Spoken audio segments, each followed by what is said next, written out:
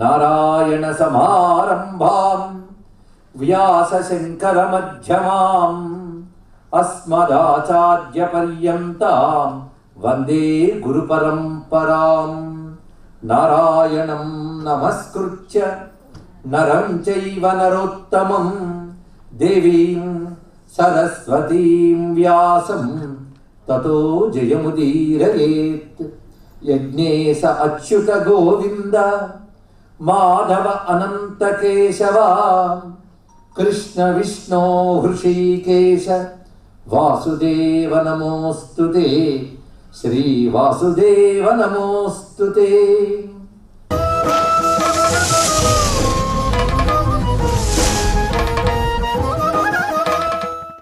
మహాభారత సరిగ్గా చదివితే గొప్ప నాయకుడు అర్జునుడు, ఓటమనేది లేనివాడు అర్జునుడు.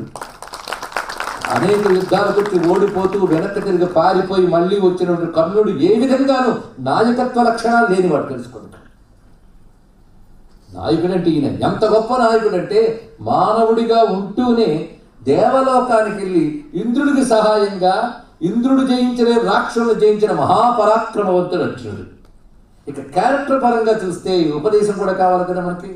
క్యారెక్టర్ పరంగా చూస్తే ఇంద్రుడికి సహాయంగా ఆయన ఉన్న సమయంలో ఒకరోజు ఆయనకి చక్కటి భోగంగా ఏకాంతవంతుని ఏర్పాటు చేస్తే అక్కడ ఊర్వశి వచ్చిందని వచ్చి, నీపై మరులు కొన్నాను, నన్ను స్వీకరించు అన్నది. వెంటనే నమస్కారం చేసి, అమ్మా నువ్వు ఈ స్వర్గానికి చెందిన అప్సర కాంతవి, ఇంద్రాదులకి భోగ్య వస్తుంది అంటే నేను ఇంద్రాంశతో వచ్చాను కనుక నాకు ఆయన తండ్రి, నువ్వు మాతృ సమానురాలివి అంటే ఇది ఎక్కడ విడ్డూరమయ్యా. ఈ లోకంలో వావి అనేది ఉండదు, వరిస అనేది ఉండదు. ఈ లోకంలో అలాంటివి ఉండవు. ఇది మా శరీరాలు వేరు, మీ శరీరాలు వేరు. ఇది చాలా గొప్ప విషయం చెప్పింది. అక్కడ ఊరసం తప్పుపడడానికి లేదు. దేవతల శరీరాలు వేరు, మానవుల శరీరాలు వేరు. మీరు పంచభూతుల శరీరం, కానీ నీ శరీరం దివ్యంతో వచ్చింది కనుక నేను కోరుకున్నాను నేను. అదే పంచభూతుల శరీరం అయితే నువ్వు ఇక్కడికి వచ్చేవాడు ఇంకో. ఇది రహస్యం. ఎందుకంటే నువ్వు మానవమైన పంచభూతుల శరీరంతో ఉంటే ఇంద్రాంశతో వచ్చినప్పటికీ ఇంద్రుడు ఇంతవరకు నేను పిలవలేదు, ఇప్పుడే ఎందుకు పిలిచాడు నిన్ను? ఇది గ్రహించు. శివుడు కిరాతమూర్తిగా వచ్చిన వాడు అంటూ యుద్ధం చేసావు. ఆ శివుడి శరీరం నీకు తగలడం వల్ల నీకు దివ్యత్వం ప్రవేశించి స్వర్గంలోకి రాగలిగిన అర్హత నీకు వచ్చింది ఇక్కడ. అదే మానవ శరీర ధర్మాలు వేరు, దివ్య శరీర ధర్మాలు వేరు. మాకు ఇవి వర్తించవు సుమా. పంచభూత వికారములతో రక్తమాంసాస్థిమయమైన పృథ్వీ వికారంతో ఉన్న శరీరాలు ధర్మాలు వేరు, తేజోమయ శరీరాలు దేవతలవి. కానీ మా ధర్మాలు వేరు కనుక అవి ఇక్కడ వర్తించవు అంటే అప్పుడు అంటాడండి అర్జునుడు అన్న ఉపదేశం. బోధనంటే ఇవి మంచి బోధ, అద్భుతమైన బోధ చేశాడు. అమ్మా నేను స్వర్గానికి వచ్చాను కానీ అతిథిని మాత్రమే. నేను భారతీయుడను, భారతదేశానికి చెందినవాడను. నా ధర్మం భారతీయ ధర్మం కనుక నేను ఇంద్రుడి పిలుపు మీద వచ్చాను, ఇంద్రుడికి సహాయపడుతున్నాను. నా ప్రయోజనం మీద ఇంద్రుడి వల్ల ఏదో పొంది వెళ్ళిపోతాను. కానీ ఏ దేశమేగినా ఏ లోకమేగినా పొగడరా నీ తల్లి భూమి భారతిని, అది చూపిస్తుంది. నేను భారతీయుణ్ణి, నా భారతదేశం ధర్మాలు కొన్ని ఉన్నాయి. నేను పాండురాజు పుత్రుల్ని, ధర్మరాజు తమ్ముణ్ణి, అది నేను మర్చిపోలేదు. ఇది గుర్తుపెట్టుకోవాలండి. ఎక్కడికో మరొక దేశానికి వెళ్ళగానే మన చదువు వల్ల మరొక వల్ల భోగం రాగానే మన ఆరిజిన్ని, మన రూట్స్ని మనం మర్చిపోయి ఆ భోగాల వైపు వెళ్ళిపోతూ ఉన్న వాడిని హెచ్చరిస్తుంది కదా. స్వర్గానికి వెళ్ళినప్పటికీ కూడా ఇది నా స్వదేశం కాదు, నా స్వదేశం భారతదేశం. దానికో పరంపర ఉంది, దానికో ధర్మం ఉంది. ఆ ధర్మానికి నేను వారసుని చెప్పిన అర్జునుడు మనకి ఆరాధ్యుడు, ఆదర్శప్రాయుడు. ఇది గొప్ప ఉపదేశం కదా చెప్పండి ఇక్కడ. ఇలా చెప్పి ఆ మహానుభావుడు అనగానే ఆమెను గౌరవించాడు.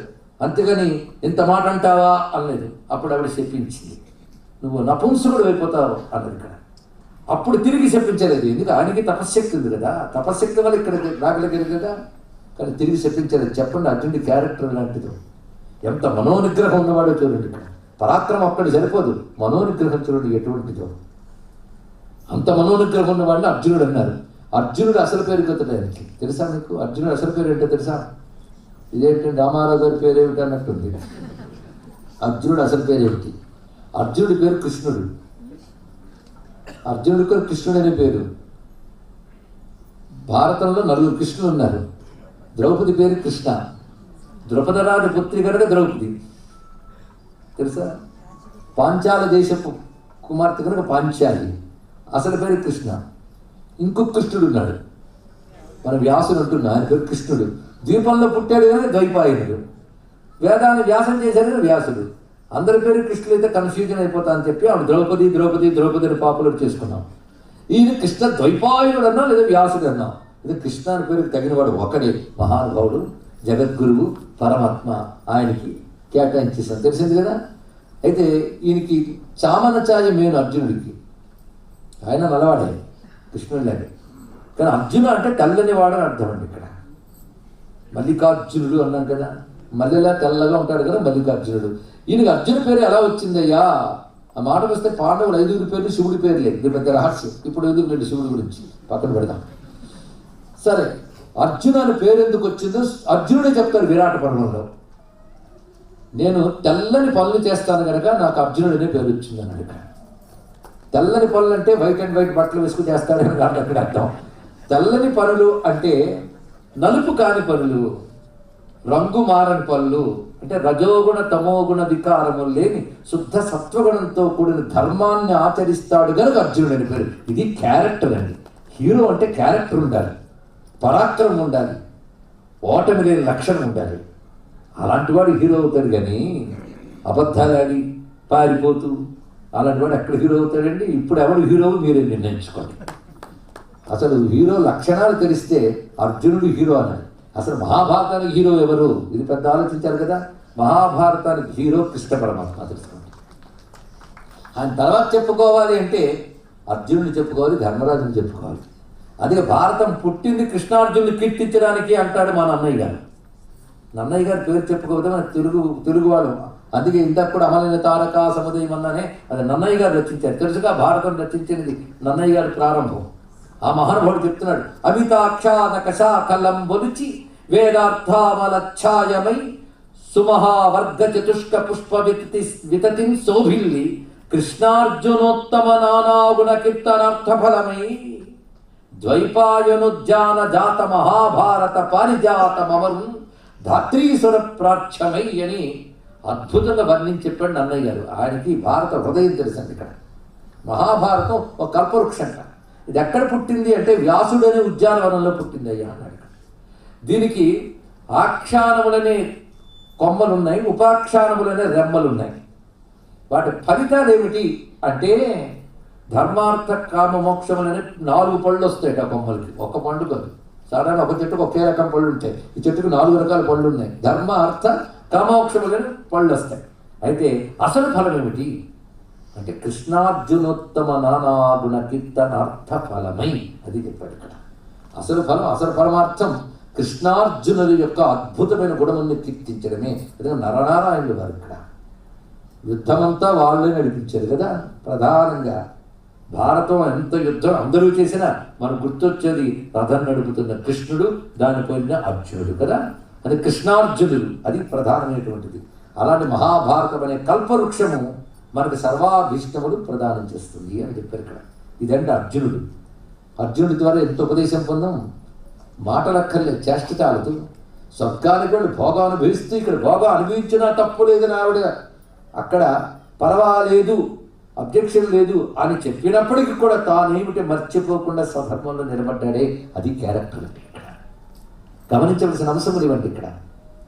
అదేవిధంగా ధర్మరాజు ఉన్నాడు, ఆయన గురించి ఒక్క మాట చెప్తాను, ఎక్కువ చెప్పను. కామాత్ క్రోధాచ్చ లోభాచ్చ కామక్రోధ భయాదపి స్నేహాద్వా యదివా మోహాత్ ధర్మం నాత్యేతి ధర్మజ. ఇది గుర్తుపెట్టుకోవాల్సిన అద్భుతమైన మాట అండి. దయచేసి మహాభారతంలో అంటే మహావిషయాన్ని లైట్గా తీసుకోకండి, సీరియస్గా వినాలి, జీవితంలోకి తెచ్చుకోవాలి. ఇక్కడ మనం ఏమనుకుంటామంటే ఏవో మంత్రాలు చేసేయాలి, మహిమ రోడబడిపోచేయాలి అనుకుంటాం. మహిమ అనేది 2 రకాలుగా ఉంటుంది, ధర్మం జ్ఞానం. ఇదే మహిమ. మిరాకిల్స్ అంటే ఈ 2.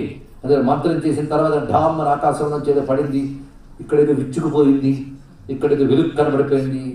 అది కనబడకపోతే ఆ గురువు తప్పు, మంత్రం తప్పు అని గురువునైనా మంత్రాన్ని వదిలేసే వాళ్ళు ఉంటారే, వాళ్ళు తెలుసుకోవాల్సింది నువ్వు చేసే అనుష్ఠానం వల్ల నీకు ధర్మం ఉండాలి, జ్ఞానం ఉండాలి, ప్రపంచంలో ఎలా బ్రతకాలో తెలియాలి. అది ఇస్తుందండి అనుష్ఠానం చేసుకున్న కదా. అది ప్రధానం ఇక్కడ. అది దేని తేలిగ్గా తీసుకోవద్దు. ఏం చెప్తున్నాడు వినండి. కామాత్ క్రోధాచ్చ లోభాచ్చ కామక్రోధ భయాదపి. కామం చేత గాని, క్రోధం చేత గాని, లోభం చేత గాని, భయం చేత గాని, స్నేహం చేత గాని, మోహం చేత గాని ధర్మాన్ని ఇసుమంత కూడా తప్పని వాడే ధర్మరాజు. బాగా ధర్మం తెలిసిన వాడు కూడా ఎప్పుడెప్పుడు ధర్మాన్ని తప్పిపోయే అవకాశం ఉందో చెప్తున్నాడు. కొంతమంది అది చేస్తారు, ఆ మాత్రం చేయరా అండి అని సమర్థించుకుంటారు. వాడికి తెలిసిన శాస్త్రంలో కథలు కూడా చెప్తాడు. వాడికి శాస్త్రం తెలిసి అధర్మం చేయలేదు, అధర్మం చేసి శాస్త్రంతో సమర్థిస్తుంటారు. చాలామంది పండితులు వారి పాండిత్యాన్ని దీనికే వినియోగిస్తుంటారు ఇక్కడ తప్పుల్ని సమర్థించుకోవడానికి. అలాంటి వాళ్ళైనా కామం దగ్గర పడిపోతారు ధర్మం తెలిసిన వాళ్ళు. కానీ ధర్మం తెలియడం వేరు, ధర్మాన్ని పాటించడం వేరు. నేను ధర్మంలో ఉన్నాను అనుకున్న వాడు కూడా కొన్ని సందర్భాల్లో పడిపోయే ప్రమాదం ఉంది. పడదోసేవి ఏవి అంటే కామం, క్రోధం. నేను ఎప్పుడు సత్యం పలుకుతానండి, సౌమ్యంగా మాట్లాడతాను, కానీ వాడంత పని చేసినప్పుడు తట్టుకోలేకపోయానండి. ఏం చేస్తాను, వాడికి తప్ప అంటే అన్నీ బాగున్నప్పుడు చాలా గొప్పవాడు అనమాట. అందుకే కామం చేత, క్రోధం చేత, లోభం చేత, భయం చేత, స్నేహం చేత, మోహం చేత ఇన్ని కారణాలు చెప్పాడు చూడండి. ఇవి కొంచెం ఈ శ్లోకం మీద ఉపన్యాసం ఇచ్చే ఎగ్జాంపుల్స్ చెప్తేనే అది కొన్ని రోజులు ప్రవచనం అవుతుంది. వీటి వల్ల ధర్మం తప్పే అవకాశం ఉంటుంది. కానీ ఇలాంటి వాటి వల్ల కూడా ధర్మము తప్పడు గనక ఆయన ధర్మరాజు అయ్యాడు. ఇప్పుడు తెలిసిందా కృష్ణుడు ఎందుకు పాండవ పక్షపాతి అయ్యాడు? అలాంటి ధర్మరాజు, అలాంటి అర్జునుడు, ఇంకా చెప్పండి భీముడు, నకులుడు, అలాంటి వారు ఉంటే కృష్ణుడు ఎటుంటాడు? అందుకే మహాభారత సారమంతా ఒక్క వాక్యంలో చెప్తానన్నాడు వ్యాసుడు. ఇదేదో బాగుంది, 1,00,000 శ్లోకాల సారం ఒక్క వాక్యంలో. యతో ధర్మస్తత కృష్ణ యత కృష్ణస్తతో జయ. ఇది వాక్యం. ఎక్కడ ధర్మం ఉంటుందో అక్కడ కృష్ణుడు ఉంటాడు, ఎక్కడ కృష్ణుడు ఉంటాడో అక్కడ జయం. ఇది జాగ్రత్తగా వినాలి. అంటే యతో ధర్మస్తతో జయ మేము ఒప్పుకోం. ధర్మం ఎక్కడుంటాడో దైవం అక్కడ ఉంటాడు. అందుకే ధర్మాచరణ చేస్తున్నంతసేపు భగవంతుడు ఉండాలని స్పృహ ఉండాలి. ఇక్కడ ఆయన స్పృహలో పెట్టుకుంటే ధర్మం ఆచరించగలవు. అదే లోకాన్ని స్పృహలో పెట్టుకుంటే ధర్మం ఆచరించగలవు. ఎందుకంటే నేనేమి మద్యపానం చేయను నువ్వు అనుకుంటావు, కానీ 10 మంది తాగుతుంటే ఒక్క పూటకు పర్వాలేదండి, మరీ నువ్వు ఎంతమంది ఉన్నారు అందరూ పాడైపోయారు ఏంటంటే సరే ఒక్క పూటకు ఓకే అంటాడు. రేపటి నుంచి మరమంది పెట్టకండి, చాలా ఒక్క పూట చాలు, రేపటి నుంచి మళ్ళీ ఇక్కడే వస్తారు. అవునా లేదా?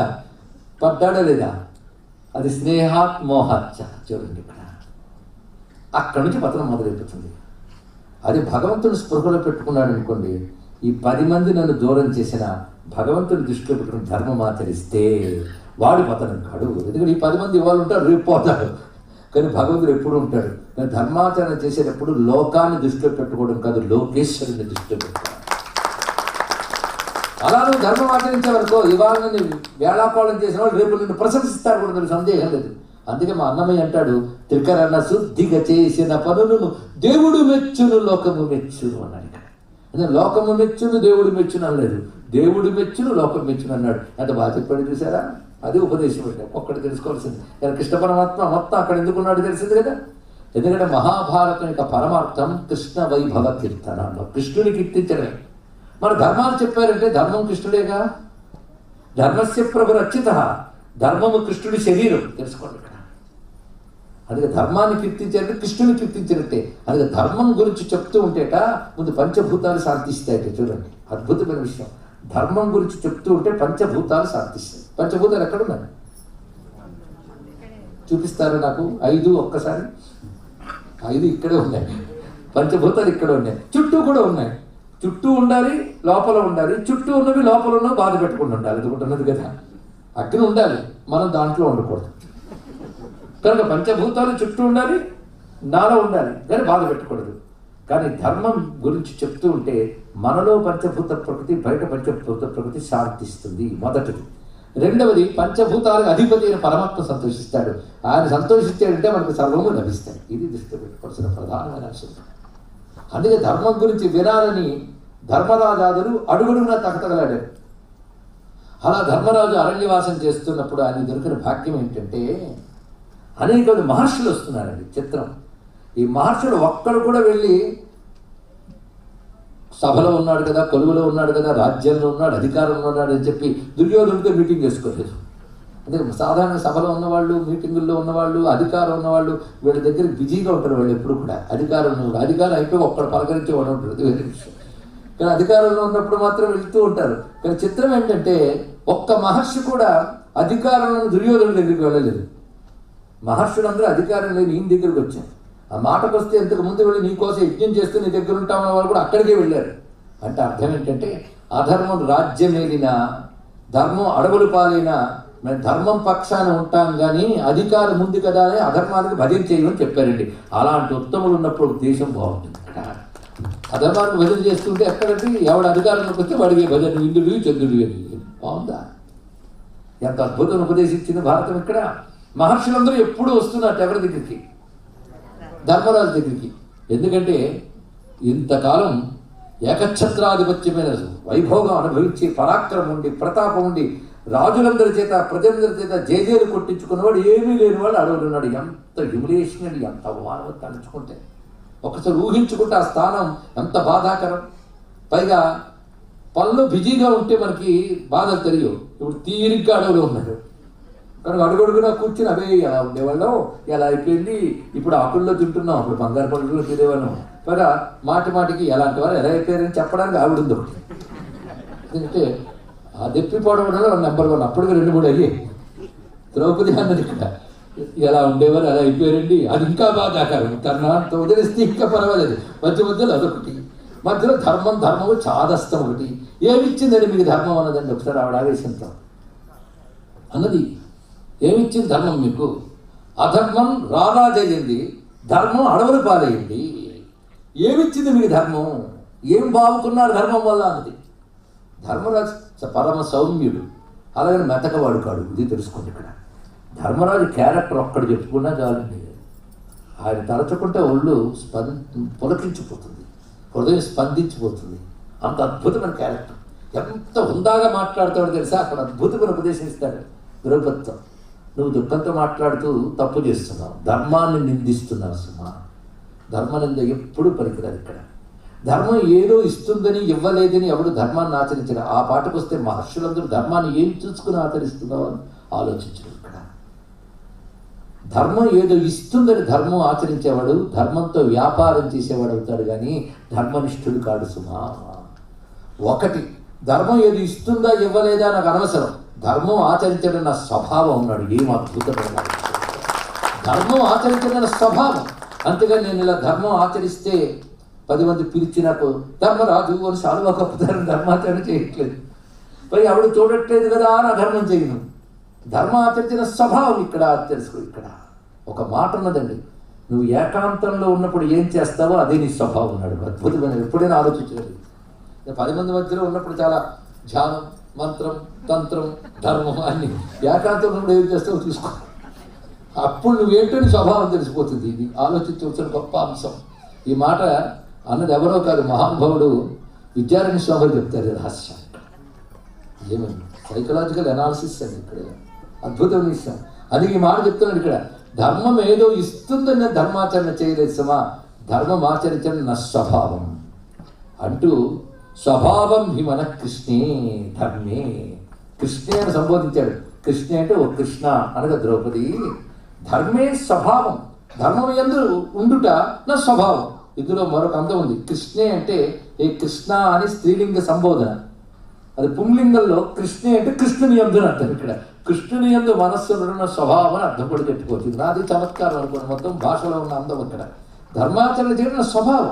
అంతేగా ధర్మం ఏదో ఇస్తుందని ఇవ్వదని చూసుకునేవాడిని ధర్మ వాణిజ్యక, వాడిని ధర్మ వ్యాపారి అంటారు. ఇక్కడ వాడు జఘన్య పురుషాధమ, వాడి నీచుడు పురుషాధముడు. ఇదొక ఉపదేశం అండి, అద్భుతంగా చెప్తున్నాడు. ఇలా భావించి ఉన్నాడు. అప్పుడు ద్రౌపది లెంపలు వేసుకుని ఉత్తమరాలు కూడా కేవలం దెప్పి పొడిచుటికే నేను ఉన్నది అని కాకుండా వెంటనే గ్రహించి ఒక మాట అన్నది ఆవిడ. నాకు భోగాలు పోయాయని నేను అనట్లేదు, మీరు ఇంత మహానుభావులుగా మిమ్మల్ని చూసి పతి ఇంత కష్టపడుతున్నాడే అని బాధతో అన్నాను. అంతేగాని ధర్మం పట్ల నాకు గౌరవం ఉన్నది, దైవం పట్ల నాకు విశ్వాసం ఉన్నది. ఏమైనా దుఃఖంతో నేను ధర్మాన్ని సందేహించరాదు, ఆ దోషం చేసినందుకు నన్ను మన్నించండి అంటుంది. ఏమి వ్యక్తిత్వాలండి ఒక్కొక్కటి కూడా. ఇలా ఉంటే ఒక రోజున ఒక మహర్షి ధర్మరాజు వద్దకు వచ్చాడు. అప్పటికి అర్జునుడు స్వర్గలోకంలో ఉన్నాడు. సహాయపడుతుంది. ఎక్కడికి వెళ్ళాడో తెలియదు వీళ్ళకి, ఇరుగు బాధ. అసలే అన్ని విడిచిపెట్టి వచ్చిన బాధకు తోడు తపస్సుగా వెళ్ళిపోయిన అర్జునుడు జాడ తెలియట్లేదు, బహుకాలం అయిపోయింది, దుఃఖితుడై ఉన్నాడు. ఆ సమయంలో ఒక మహర్షి వచ్చాడు ఆయన వద్దకు. ఆయన పేరు బృహదశ్వుడు. ఇందులో మహాభారతంలో ఋషుల పేర్లు అని రాస్తే ఆ పేర్లన్నీ కలిపి ఒక పుస్తకం అవుతుంది. పేర్లు అంతమంది మహర్షుల పేర్లు ఉన్నాయండి ఇక్కడ. అలాంటి పనులు పెట్టుకోండి, మంచి కాలక్షేపం. రామాయణంలో మహర్షులు, భారతంలో మహర్షులు, ఆ పేర్లు అంటే పాపాలు పోతాయి. ఇప్పుడు వచ్చిన మహర్షి పేరు ఎవరు? బృహదశ్వుడు. ఈ బృహదశ్వుడు వచ్చినప్పుడు ధర్మరాజు వాళ్ళు దుఃఖిస్తుంటారు ఆ సమయానికి, ఒకరినొకరు చెప్పుకుంటూ. ఎవరు? భీముడు అక్కడే ఉన్నాడు, నకులుడు, సహదేవుడు, ద్రౌపది, ధౌమ్యులు వారు, పురోహితులు వారు ఉన్నారు. వారితో కూర్చుని ఏమిటో ఇలాంటి పరిస్థితి దాపురించింది. మధ్య మధ్యలో ఎంత అనుకున్నానండి, మానవ స్వభావం ఉన్నదే, అవి దుఃఖం కలిగిస్తూ ఉంటాయి. అందుకే మధ్య మధ్యలో ఎప్పటికప్పుడు ధర్మబోధ అవసరం మనకి, ఎప్పటికప్పుడు ధర్మబోధ అవసరం. ఇవాళ వినగానే రేపటి నుంచి బాగుంటామని అనిపిస్తుంది మనకి. ఆ రేపటి నుంచి అనేది గోడ మీద రాస్తాం, అదే వచ్చింది బాధ. ఎప్పుడు అడిగినా రేపటి నుంచి అన్నాను కదా అని చెప్తూ ఉంటాం, వచ్చింది బాధ. ఎప్పుడు మొదలవుతుంది. అందుకే ఎప్పటికప్పుడు హెచ్చరించే వాళ్ళు ఉండాలండి ధర్మాన్ని అంతా చెప్తున్నారు. లేకపోతే మనకు తోచిందే ధర్మం అనుకుంటాం, మనం అనుకున్నదే ధర్మం అనుకుంటాం. అదొకటి ప్రమాదం ఉంది. కనుక హెచ్చరించే వాళ్ళు ఉండాలి. అందుకే భగవంతుని నమ్ముకుంటే హెచ్చరించే వాళ్ళని ఆయనే పంపుతూ ఉంటాడు. అది కృష్ణుడిని నమ్ముకున్న పాండవులకి ధర్మం నుంచి బెసగకుండా ఎప్పటికప్పుడు మహాత్ములు, మహర్షులు వస్తున్నారు. సత్సంగం దొరికిందంటేనే ఈశ్వరానుగ్రహం ఉందని అర్థం. ఈశ్వరుడు ఎవరిని తన దగ్గరకు చేరదీయదలుచుకున్నాడో వాడికి సత్సంగాన్ని అనుగ్రహిస్తాడు. ఒకటే సత్సంగం అంటే ఇదే. అదే సత్సంగం అని ఆదివారం 4 నుంచి 5 వరకు అందరూ బయట చేసేదేమో, అది కాదు సత్సంగం అంటే. సత్తుతో సంఘం సత్సంగం. సత్ సద్విషయముతో సద్విషయముతో సంఘం. సత్పురుషులను ఒక వేరే జాతి లేదు, వాళ్ళకు యూనిఫారం లేదు, బ్యాడ్జీ లేదు, తెలుసుకుంటున్నాడు. సత్తుతో సంఘము అది ఎవరిస్తాడో వాడు సత్పురుషుడు.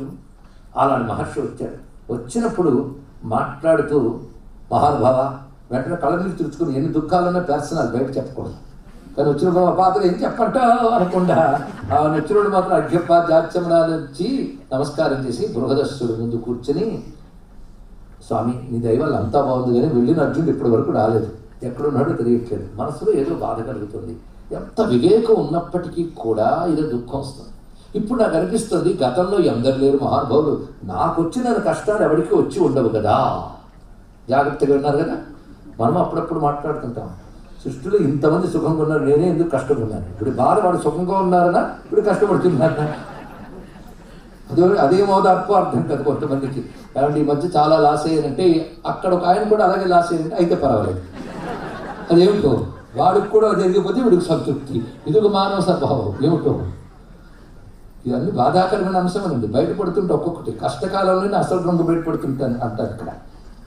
అందుకే అంటున్నాడు, నా అలా కష్టపడ్డ వాళ్ళు ఎవరు లేదు. చూడు, ఇంత రాజ్యం సంపాదించి పరాక్రమంతో ధర్మముతో ఎంత సంపాదించి ఎన్ని బాధలు పెట్టాడు దుర్యోధనుడు. మాదంటూ ఏమీ మిగల్చలేదు, అన్నీ మా పరాక్రమంతోనే వీటితో మళ్ళీ మేము సంపాదించుకోగలిగాం.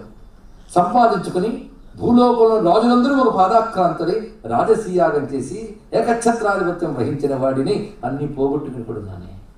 బహుశా ఇన్ని కష్టాలు పడ్డవాళ్ళు ఎవరు ఉంటుండరు కదా అన్నాడు మహర్షి. ఒక్కసారి చూశాడు మహర్షి, ఏమనుకుంటున్నావు, అసలు నీకు కష్టమే ఉండే కాదు. ఇక చుట్టూ అన్నదమ్ములన్నీ అమర్చి పెడుతున్నారు. ఆవిడేమో అక్షయ పాత్ర కూడా పట్టుకుని వచ్చిన వాళ్ళందరూ భోజనం పెట్టి తర్వాత మిగిలింది తింటూ ఉన్నారు. ఏంటి లోటైంది చెప్పు. ఇంతకంటే కష్టపడ్డ మహానుభావులు చాలామంది ఉన్నారని తెలుసుకో. అయితే వాళ్ళు కష్టపడ్డారు కానీ గొప్పవాళ్ళని చెప్పట్లేదు, కష్టంలో కూడా తళతళలాడుతూ ధర్మంతో మెరిసిపోయారని తెలుసుకుంటున్నారు. అలాంటి వారి చరిత్ర నీకు చెప్తున్నాను విను. అది విన్న మాత్రము చేతనే మనోదుఖాలు పోతాయి. దానికి అంత ప్రభావ శక్తి ఉన్నది సుమా. దాని పుణ్యశ్లోక గాథ అంటారు. కానొక పుణ్యశ్లోకుడి యొక్క చరిత్ర నీకు చెప్పబోతున్నాను. పైగా ఇప్పుడు ద్వాపర యుగం అంతం కాబోతోంది, రానున్నది కలియుగం. ఈ కలిదోషాలు అన్నీ ఇన్ని కావు. ఇలాంటి భయంకరమైన కలిదోషాలు పోగొట్టగలిగే శక్తి, అంటే కలిదోషాలు ఉంటాయి, లోపల ఉంటాయి, బయట ఉంటాయి. అవునండి, నా చుట్టూ కలిదోషం ఉంది. మరి తమరుడు అక్కడ కూడా ఉంది, అది గుర్తించకపోవడం కలిదోషం. ఈ కలిదోషాల ప్రభావం పోకుండా ఉండాలి అంటే ఒక గొప్ప కథ ఉన్నదిలే. నీకు ఇంచుమించు అలాంటిది ఇప్పుడు ఏర్పడుతుంది. సెల్ఫ్ పిటి, నీ మీద నీకు జాలి, ఇది చాలా బాధాకరమైన అంశం. ఎంతకంటే డక్కా ముక్కీలు తిన్నవాళ్ళు ఉన్నారు ఇక్కడ. అంటే డక్కా ముక్కీలు తిన్న ఫెయిల్యూర్ కేసెస్ అని చెప్తాను అనుకోవచ్చు. అన్ని కష్టాలు వచ్చిన ధర్మంలో ఎలా నిలబడ్డారో చెప్తాను. ఆ చరిత్ర వింటే ధన్యులైపోతారా ఎవరైనా. అలాంటి పవిత్రమైన చరిత్ర, పుణ్యశ్లోకుని చరిత్ర. అది నిన్న మొన్నటి కథ కాదు, ఏనాటి కథో అది చెప్తున్నాను విను అంటున్నాడు బృహదస్థుడు. వినడానికి సిద్ధపడ్డాడు ధర్మరాజు. ధర్మరాజుతో పాటు అక్కడున్న వారు అందరూ కూడాను.